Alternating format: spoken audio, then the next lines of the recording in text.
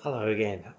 This video again is coming out of necessity because I was recently working with a teammate and she was letting me know that she was in a state of suffering.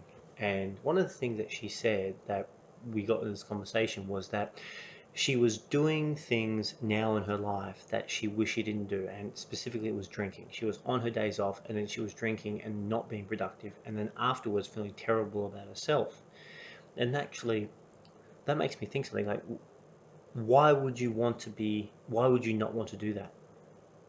And you think about it, and the answer is this: because there's some better version of yourself that you want to be. But why do you want to be that better version of yourself? And I think because we intuitively know that when we're living that better version of ourselves, our experience of life is better. And that's really what we want, just to experience a better version of our own lives, not anyone else's. And so I was listening to her story, and to anyone out there listening right now who wants to improve, I'm just going to say this: I absolutely admire that, and I may not have the privilege of knowing you personally, but the point of wanting to improve yourself is one of the most admirable, because if you want to improve yourself, that means you're being honest with where you are right now. And the cornerstone of honesty is courage. In fact, the cornerstone of all principles is courage.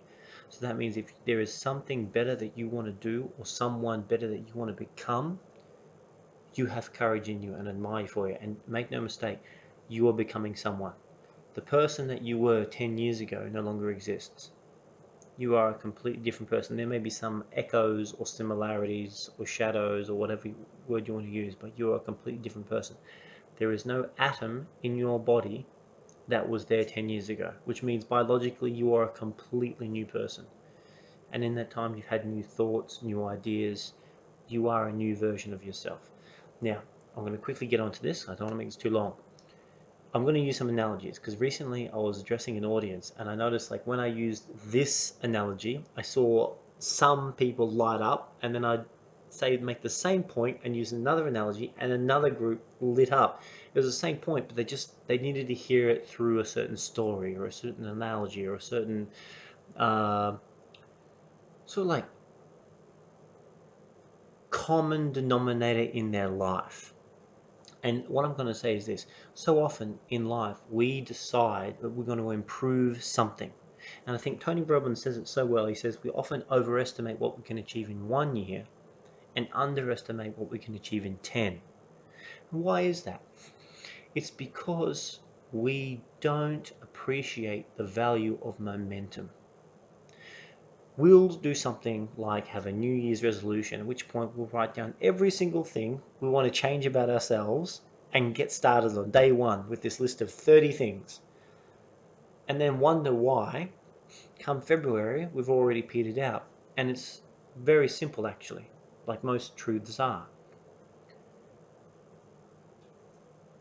If you try to achieve too much, okay, and this is going back to the analogy, it's like starting a car in fifth gear. You can have your foot pressed to the floor, like you are flooring it, but your output is very little, even though you are using maximum effort. How long can you maintain maximum effort? Because it's also demoralizing. You're using maximum effort and getting minimal results. So as you're driving in fifth gear, foot to the floor, how fast are you going? How quickly are you accelerating? Not very much. This is what happens. So we use maximum efforts and see minimal results. It's no wonder after a while we lose motivation, decide, well, forget it. This is what I'm suggesting to you guys. Start small, where you are with what you have, because what you have is plenty. I just want you to do this. For the next month, pick the one thing in your life that would make the most difference to the quality of the life that you're experiencing. Just one thing. Search your soul. There's only one way to know, and that's you. You know that. Search your soul. And if someone says, I don't know, well, I'll just say this. If you secretly did know, what could it be? I think you know deep down. And if you don't know, well then just guess then. Just pick one thing. I think your intuition more times than not is going to be right. Pick that one thing and work on it. And work on it for 30 days. Just do that one thing. It could be, in this person's case I'm dealing with right now, she wants to read her book. And what I said to her was, just read it. Don't say you're going to read 10 pages, you're going to read a chapter. You just pick it up. Because often when you make the decision to pick the book up and start reading it, you will just read. It's like going to the gym. Don't worry about doing your workout. Get to the gym. As soon as you open the door and step in it, you're going to do your workout. Don't worry about, don't bite off too much. Just get there. Just pick up the book. She's a week in and she's doing great. She's really doing great, and I'm so proud of her. But she already wants to do another thing. I said, no, do this one thing. Now you might say, so why would you want to limit yourself to that? Think of it like this. In the example I gave, there's 5 gears. But if you treat every month like a gear, that you're going to do this one habit for a month before going on to the next one, why is it important? Because of this. If you do that thing for a month, you no longer need willpower to do it after a month. It actually becomes a habit, right? Like no one has uses willpower to have coffee in the morning. Why? Because it's become a habit. You wake up, you have a coffee. No one's like, right, tomorrow I need to have coffee. If you do it long enough, it's just going to become, damn fly. It's just going to become a habit. So do it for 1 month, and then that willpower that you used to use on the first habit now can be used on the second habit. But the first habit has now just become who you are. So you're going to do that one thing, whether it's read a book, or whether it's smile more often, or whether it's sit down for dinner with your family, whatever it is. You're going to do that one thing for a month, and at the end of that month, you're going to say, what else could I do?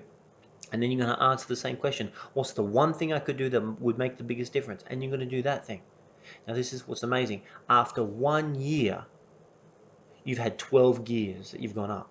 Look how far you're traveling now in the same month. There's 12 things that you've made now a part of your life that you're expanding upon. You're improving the quality of your life. You're improving your experience of life, which means if you're getting more, you're giving more.